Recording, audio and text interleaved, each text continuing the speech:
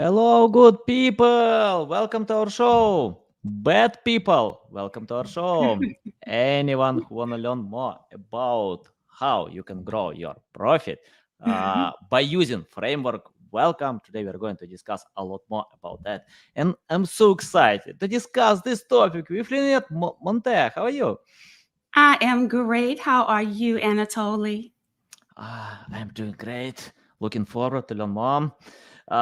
In my companies, I'm CEO as well, so I need to know how to scale my business, how to grow, and I have many listeners who have the same goal. So Yes. we're looking for ways how to do it better, what to change, how to grow, and I stopped thinking how I can help my customers to increase traffic. I think how I can help to increase sales and results. Linette, before we start, just tell more about yourself, experience, background, because I enjoy reading your story on LinkedIn. I know about your experience, but tell our listeners something that they don't know about you. Wow, there's lots of things they probably don't know about me. So you're right. I appreciate the question because people can always read a bio. It's the things that aren't in the bio that's lots of fun. So let's see. One of those things would be that I have raised two biological children and 12 therapeutic foster care children. Wow. And so I absolutely love that as one of those tidbits. Let's see. Another thing that people probably don't know about me is I graduated from high school when I was 16 and went to college. Those are two good Nice. ones for today. Nice. Awesome. Yeah. I love your experience in business growth. Linette, can you tell where to start, what to do first? For example, okay, I have business. Yeah. I want to grow. I want to scale. I know it's not simple because it's not only about me.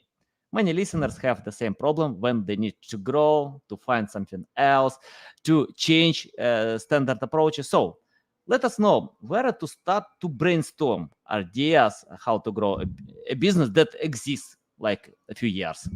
Yeah, that's a great question. And it's probably the one I hear most often because we all have great ideas for what we want to sell, what we want to offer.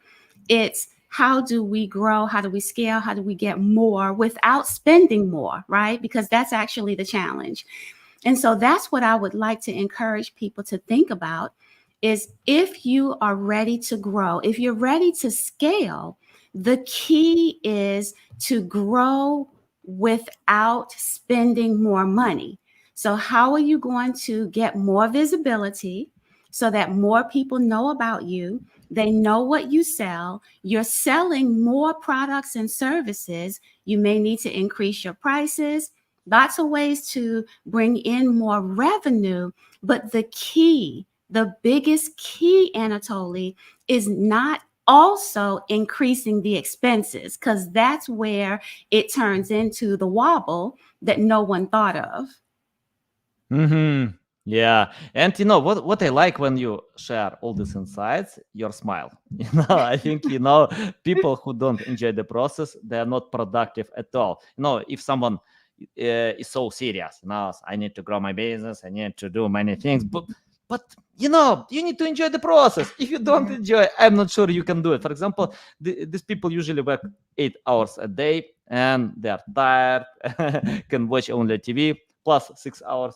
But if you love the process, you can do it. So, can you tell about your positive attitude, mindset, how you can set up this positive mindset and, yeah, love your job because 70% of people hate their jobs. It's a lot. Yeah, that's right. And you can also hate your business. And I've Mm, seen that happen, right? And here's something that I've seen happen over and over. And so it's one of those tips that I'm going to throw in, one of those golden nuggets. Usually, when you start your business, you have this great idea of what you want it to look like. But when you start getting customers or clients, they're often not your ideal clients.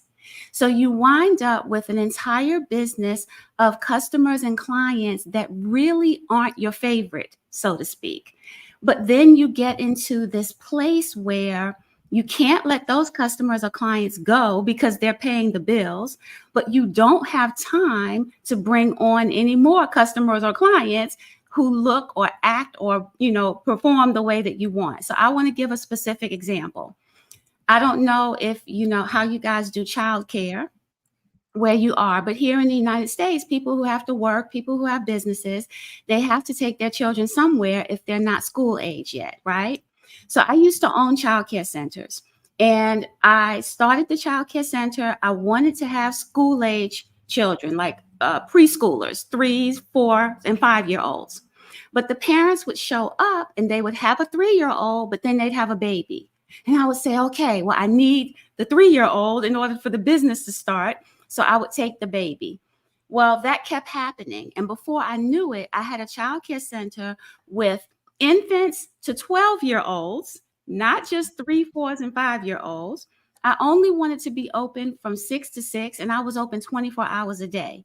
So now how do you shift from what you needed to do in your business, services that you provided because you knew how, but it's not really what you want to do in your business, right? Digital marketing falls into that category a lot. Yes, a lot of people will build websites because they know how, and it's a good way to bring in clients, but building websites is not really their favorite thing to do. So now how do you shift from having all of this revenue generating on something you really don't like to do to revenue doing something that you like to do when you're also tapped out of time? And so I want to recommend, the word I've used a couple of times is shift, because that's what it's going to take. It's like a scale. So when one client is done, you have to stick it out and say, the next client I take is going to be my ideal client. I'm going to say no to any client who's not my ideal client, and just try to do it one client at a time, because otherwise, if you just rip the Band-Aid off and you get rid of all of your clients, you won't have any money. So, but you also don't need to keep taking the clients that you would rather not work with. Does that make sense? Because I know for you, Anatoly, you're really in the SEO space and the digital marketing space, and there's so many components to that that you probably would rather not do, right? Yeah, of course, many things. But yeah, I usually learn and pay attention to priorities. For me, it's important to prioritize things, because if I have 100 things that I can do in every single day. But if we are talking about quality, I can do it like a few things a day. So I prioritize and delegate the rest. If I can't delegate, then I avoid. That's okay. I can't do anything. And you remind me my failure about, because I remember when I started one project because of chasing money. I felt that I could earn a lot of money. I saw the gap in market and invested a lot of resources, my time, hired a big team. And after 3 years, I quit. I quit and decided I never take this project anymore, because I hated Monday and loved Friday. If you don't enjoy the process, no, not anymore. I will not take such projects. Yeah. And you mentioned about this shift. Can you tell about practical tips how to make this shift? For example, if you feel that something is going wrong, but you wanna move to the right direction. So any tips about that? Yeah, I mean, the biggest tip really is that shift. And then you just brought up another really good point, which is outsourcing and hiring a team. A lot of new entrepreneurs are in that first, 2, 3, 4, 5 years of being in business. They know that they really don't have enough revenue to bring on employees, and they don't understand how easy it can be to outsource and to just hire people as you need them. And there's so many websites, right, where you can go and hire someone to just work on that particular project, and it be within your budget. And you don't have to pay the taxes and all that kind of stuff because they're an independent contractor. That part is really important. And then the other tip, believe it or not, I want to go back to talking about visibility, because the more visible that you are, the more people will know who you are, know what you have, and that all by itself can help to decrease some of your marketing expenses. So look at how you can be visible. We help our clients with getting media positioning. We help our clients to publish books and to be best-selling authors. We help our clients learn how to take that visibility and to increase their profitability. And, podcasting, that's another great example, either being on podcast or starting your own podcast.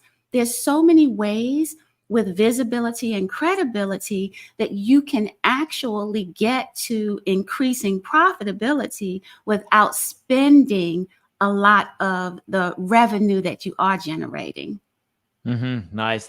Valuable. Linette, I want to ask about customers.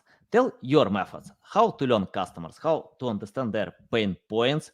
Because, what I usually see when companies highlight why they are great.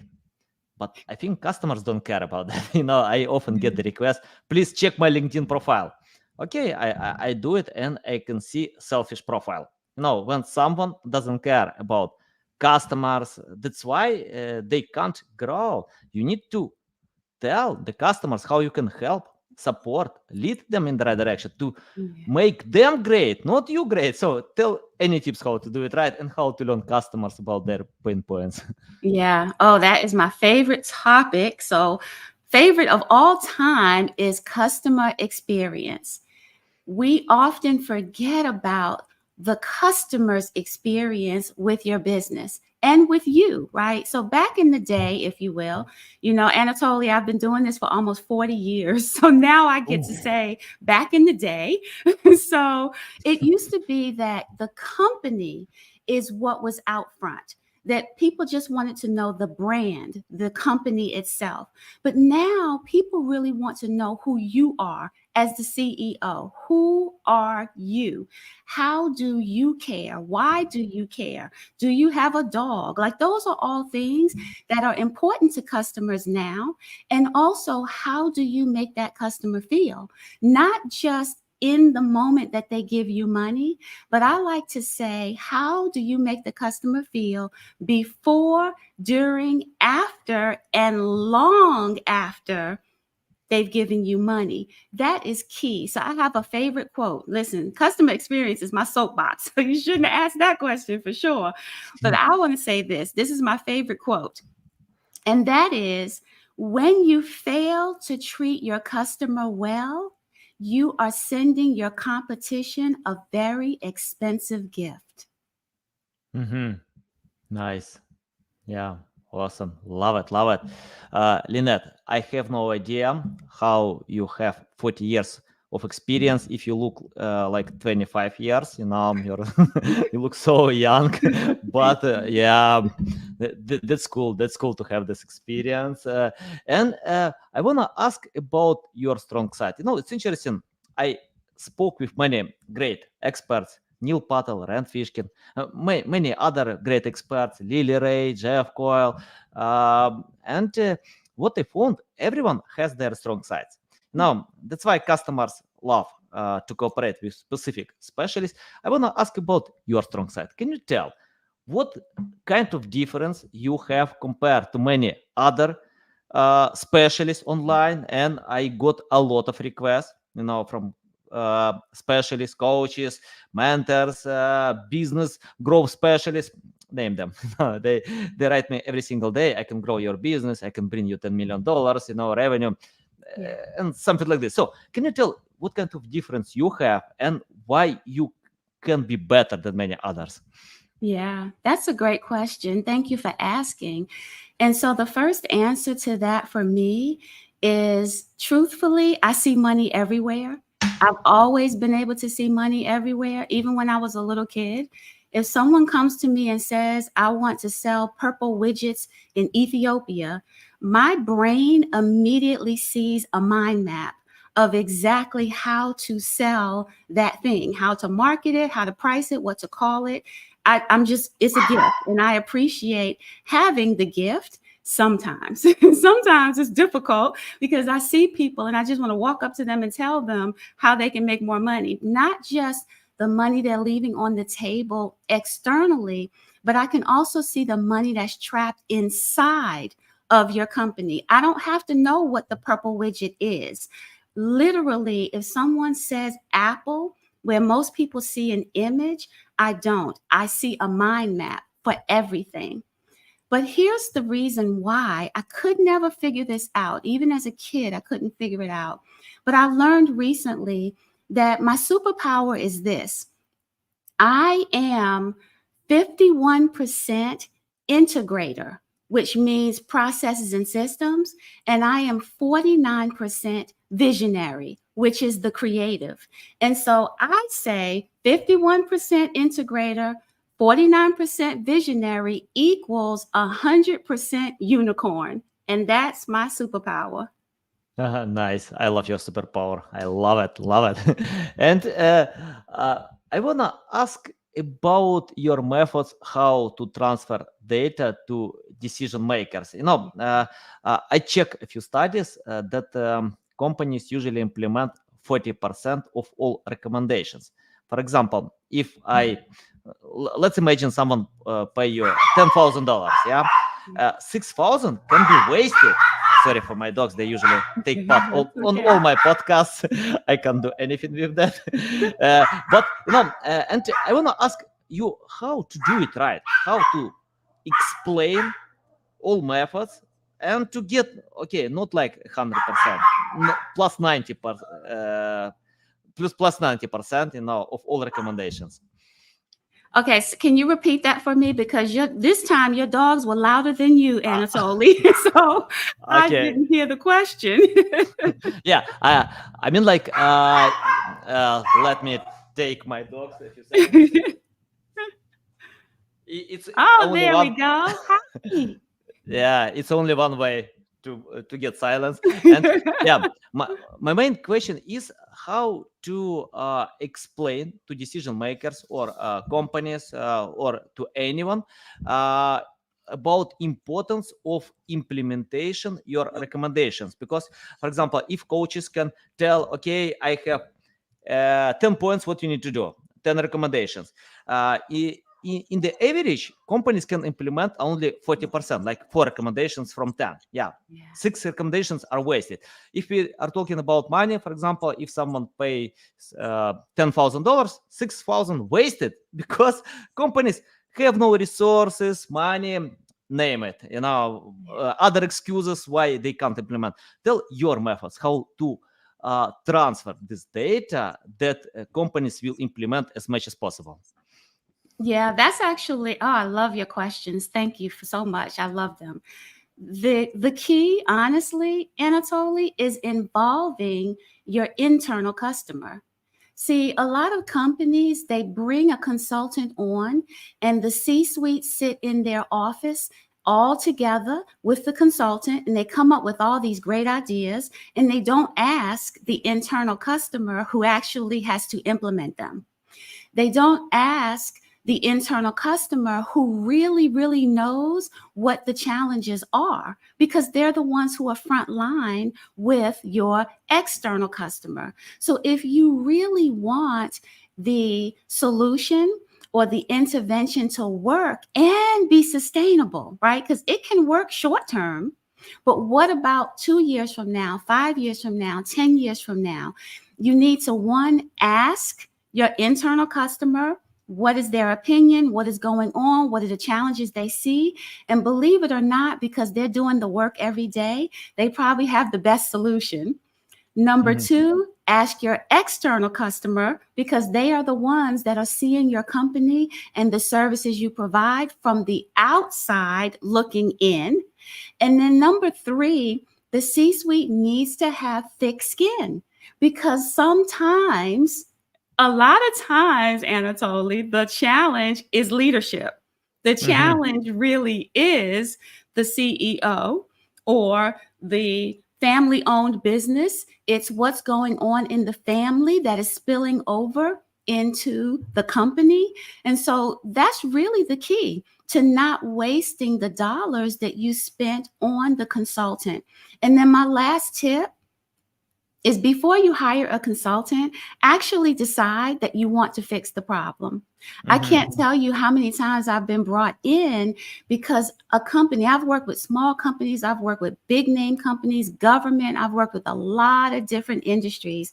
And sometimes they need to have the appearance of fixing a problem, but they're not really ready to fix the problem. So it's just a lot of hamster wheel, smoke and mirrors. The truth is, I'm going to find the problem. It's not going to take me long. And because of my brain doing the mind map thing, I'm going to also have a solution. So, you really have to be ready to change. And isn't that the word, Anatoly? So many people are set in their ways of how they've always done it. But we've always done it this way. And I know you probably love AI like I do, right? Oh my goodness. Everyone is in the frenzy right now over artificial intelligence. But times are changing and you have to be ready to also change with it. And that's the biggest challenge. And that's the biggest answer. Nice. I love it. Love it. Yeah, you remind me Bernard Shaw. Once he said, you can't teach someone if this person doesn't want to learn. So, you need, before asking to decide any problem, you want to decide this problem. So, the best expert can't decide all your problems instead of you. They can lead you to show the right door that you need to open. And it's the same like if someone want to lose weight, to learn foreign language, to learn how to play guitar, anything. You need to want to do it. Then you can learn from experts how to do it. Love it, love it. Linette, and I want to ask you about AI. You mentioned about AI. I love this tool.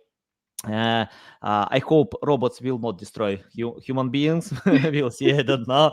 But before they can do it, we can use this tool, And once I spoke with Jeff Coyle, co-founder of Market News, and he told me that in the future we'll have three companies. The first company will implement AI. The second will develop AI, and the third company will be obsolete. Who can leave the trade? So I think today it's important to use this tool and to think at least how you can implement. And in digital marketing, I don't know marketers who can ignore AI. Probably some can, but I don't know them. But many niches are still ignored this tool. For example, accounting. In the US, plus $100 billion. Companies pay for accounting services, but I spoke with many accounting specialists, including my two brothers. They have high salary, and they reply to me, they don't use AI. So I'm interested about you. Tell how you use AI today, and give tips to others how to use it in the smart way. Yeah, I absolutely love AI. I use it every day, actually, and I've been using it for years. That's the thing that's really interesting is for those of us, I'm a tech nerd, and so I like gadgets when it comes to online widgets and apps and all that kind of stuff. So I've been using AI long before people knew what it was. The honest truth is we all need it. We've all been using it. Alexa and Siri and all these things are actually AI that we've all been using and become comfortable with. We just didn't realize it. So everything from planning social media to planning programs, actually coaching programs. Anything you can think of, you can create tables in AI. It is an absolute wonderful tool. But I think that so many people fear that it is going to replace jobs. And so what I tell my clients is this: the purpose of AI is not to get rid of your employees. The purpose of AI is to allow a tool to do what a tool can do so that your humans can spend more time engaging with your customers. That's the key, because without customers, you're not going to have a business.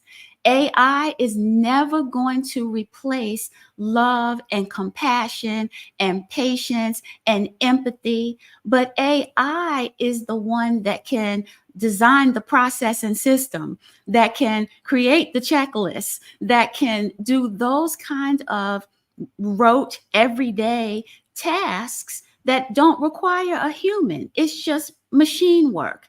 And that's fine, right? We use a calculator. Remember the day when calculators didn't exist and you had to use paper and pencil in order to multiply and add and divide? Well, when a calculator came, it didn't get rid of accountants. It made accountants more efficient, because now instead of an accountant having to do addition and subtraction and multiplication and fractions by hand, they can use the calculator and they can spend more time looking for ways to save your company money. Well, it's the same thing. Let your humans now switch into roles in the company that's going to bring in more customers and give your company more visibility and credibility. Don't fire your team or your staff thinking that AI is going to replace them, because that's not going to happen. I think, I think AI can replace some people who have time to complain about AI.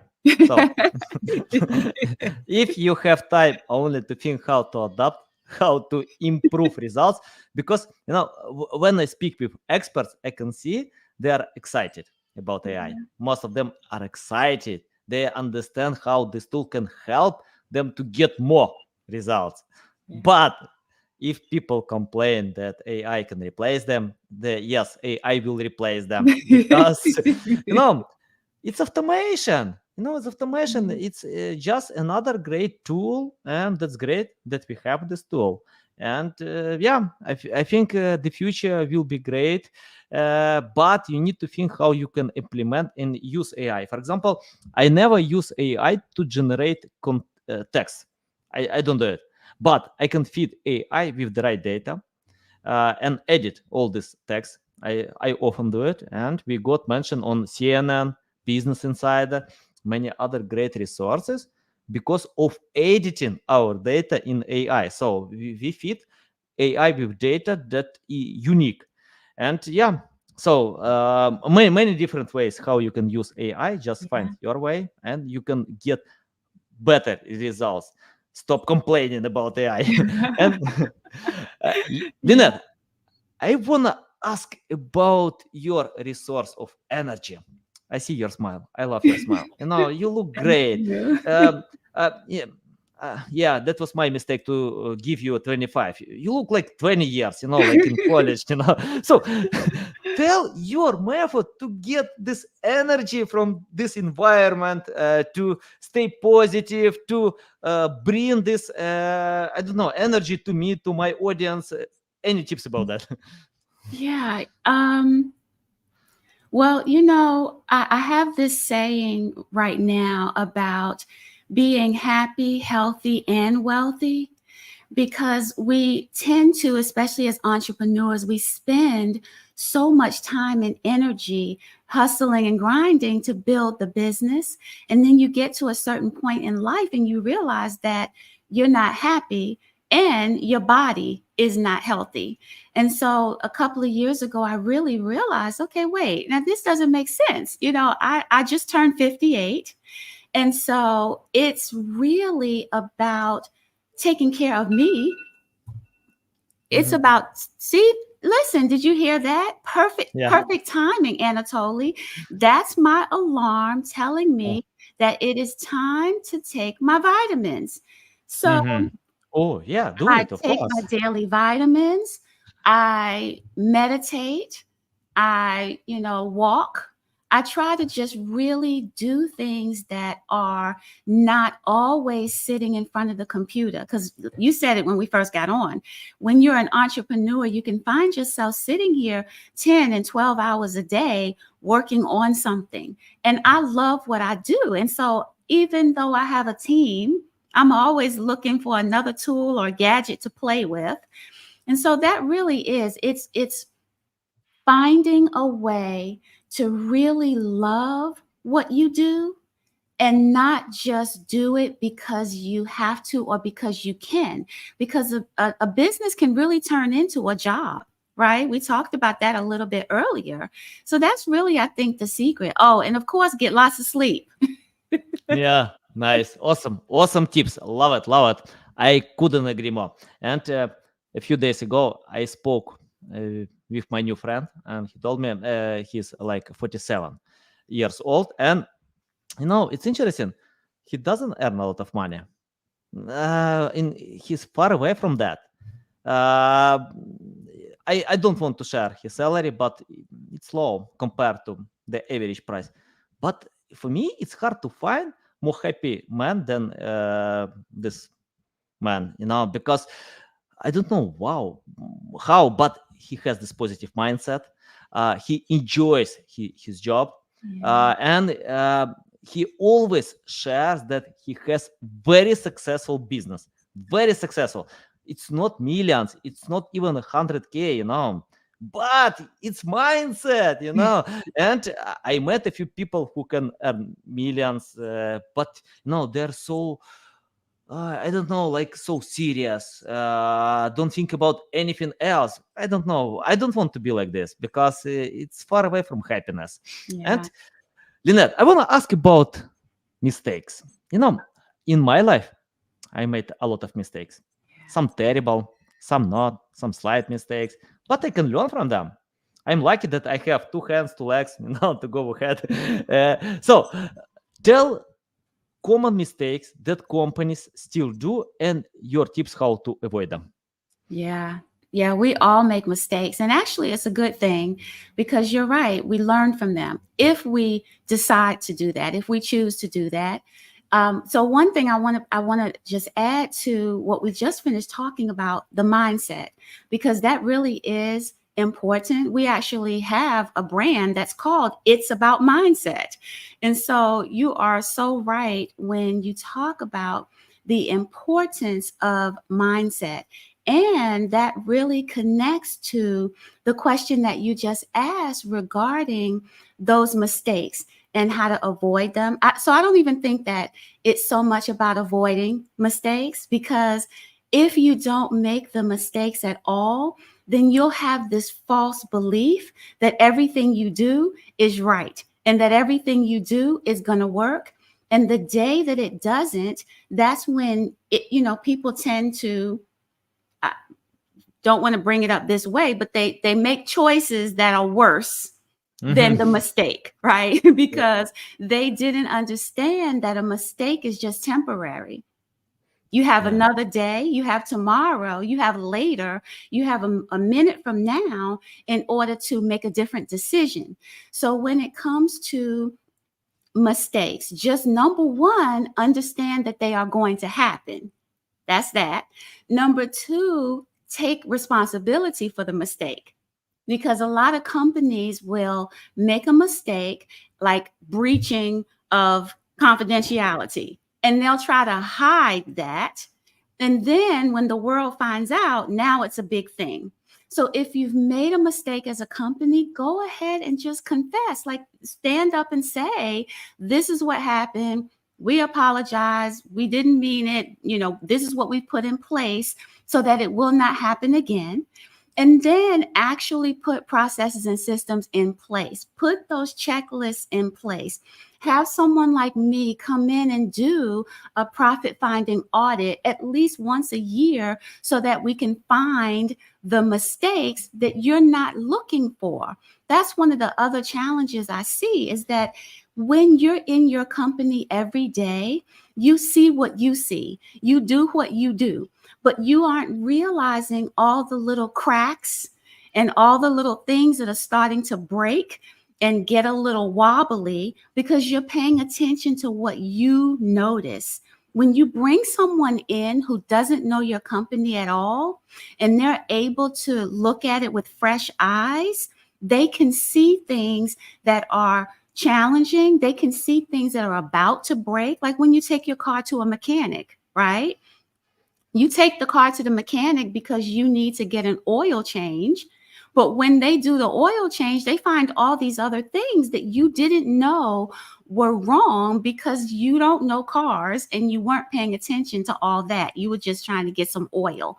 So it's really important to have an internal plan for your team, your employees checking things and following processes, but it's also important to have an external fresh eyes that you can have come in. That's why we all have accountants, right? That's why your brothers are in great businesses, because we need those accountants to check our books and to make sure that we're doing everything right so that we can submit that information to the powers that be and not have any problems. It's the same thing with your business and those mistakes. They're going to happen.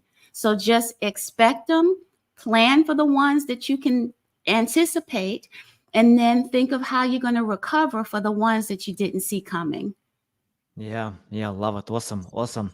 You remind me, Mark Zuckerberg. Once he said, the biggest risk is not to take the risk. It's the same with mistakes. The biggest mistake, don't make mistakes because you can be generic. You can't innovate things. If you do what everyone does, you are not innovative. You can't get great results. Probably you can get some results, but not great results, and far away from that. But if you make mistakes, learn from them. Yeah, the best resource of knowledge, practice. Practice makes miracles, not books, not it's like Cristiano Ronaldo. He prefers to hit the ball 1,000 times a day than to learn how to play soccer. So Leo Messi, Cristiano Ronaldo, I don't know, any sportsman, they make mistakes in practice. But when the competition comes, they can show great results. Linette, I want to ask about your experience. What I found that I usually get high results with clients who understand SEO. It doesn't mean they need to know how it works, because specialists spent, like in my team, 10 years, to do only SEO, nothing else. But what I found, if clients understand SEO, we can cooperate together, to get great results. If they don't, I usually tell them, take my course, learn from great experts, go to Google, YouTube, it doesn't matter. Find the best resource of learning. Let's imagine you started today from scratch. You're not 25, you're not 20, you're 18, and it's your first day in business growth.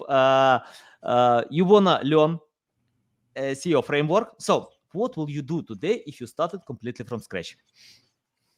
If I started completely from scratch, again, the visibility is key.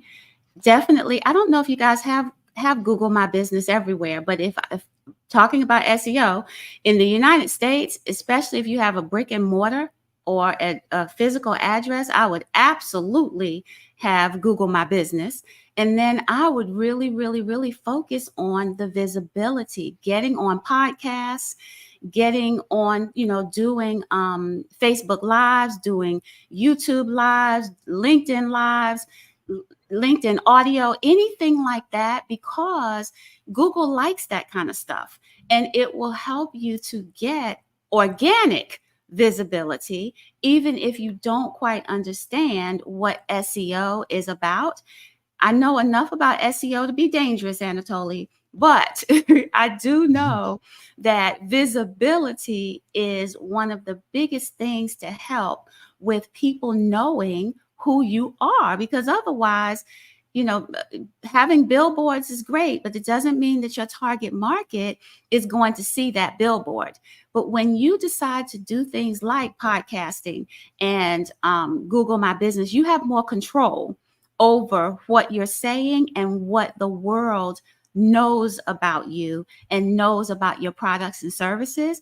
And though It's the consistency, because a lot of people do those things, social media, and they're not consistent with it.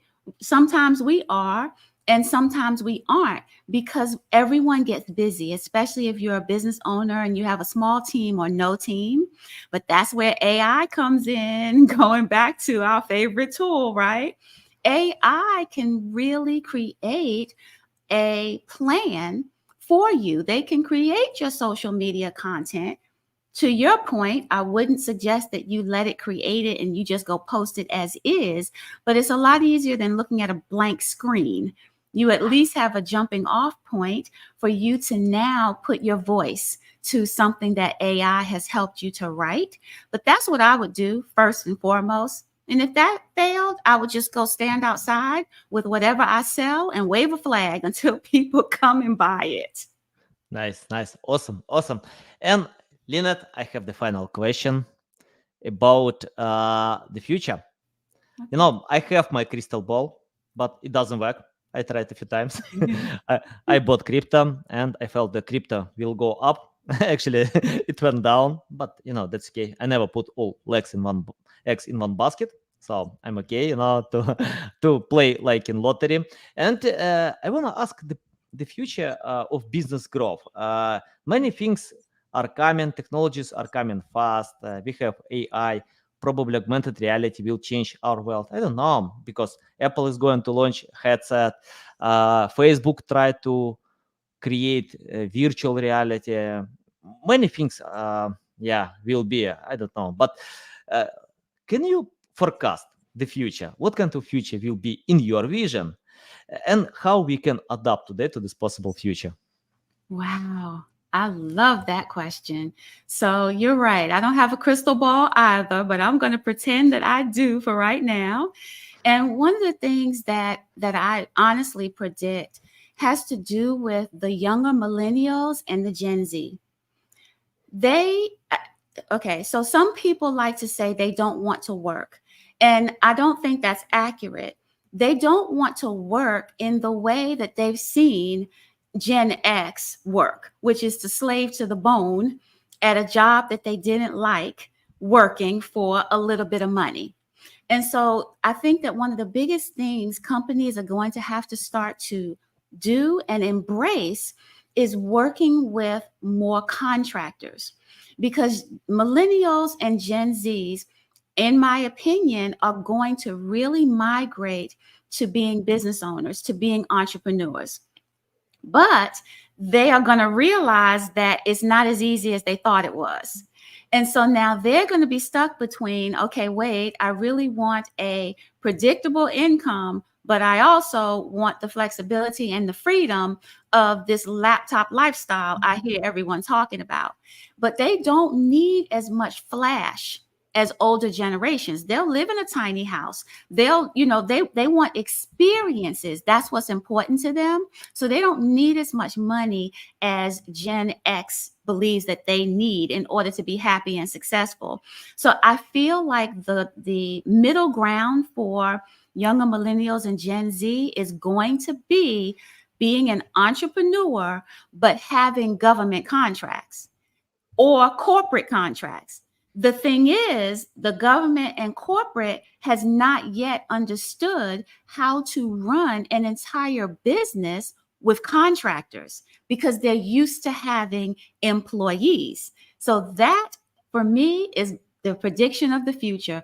They need to bring in people like myself who can teach them, how do you run a profitable, successful, sustainable company when no one is an employee and everyone is a contractor? Because that's a whole different ball of wax. How you handle and how you lead and how you manage people who don't work for you at all is very different. And it's not quite the same as outsourcing either, the way that we spoke about earlier. So that's my crystal ball. I'm glad we have it on video so that when it happens now, I can pull this video out and say, see, Anatoly, tell them what I said. Yeah, nice, nice. Yeah, I think you have crystal ball. You told that you have. No, you have. And yeah, I love it. So valuable. Thanks a lot for taking part, for Thank sharing all you. these valuable insights. I wanna tell to anyone who listen to this episode, if you wanna change oil in your car, you can find on Google Maps special service. But if you want to change oil in your business and find other errors, you need to reach out to Linette because you can see Linette knows how to do it. Lina, tell the best way how to keep learning from you, how to reach out to you, how to follow you. Well, thank you so much for inviting me, first of all. And then, second, it is super easy. I am Linette Montae everywhere, website, all social media platforms. That's it. Or you can just Google me. That's the easiest way, too. Nice, nice. Guys, you can find the link in the description below if you don't know how to use Google, but you can find the link, open the link, reach out to Linette and tell that you listen to this episode on Unmissed podcast. Linette, it's a big pleasure. Love it. So valuable. I got your energy, some part of your energy. I love to get positive mindset, so I want to fix something in my mindset as well. Yeah, of course I will reach out to you if I need to fix many things in my business. And thanks guys a lot for listening and watching us.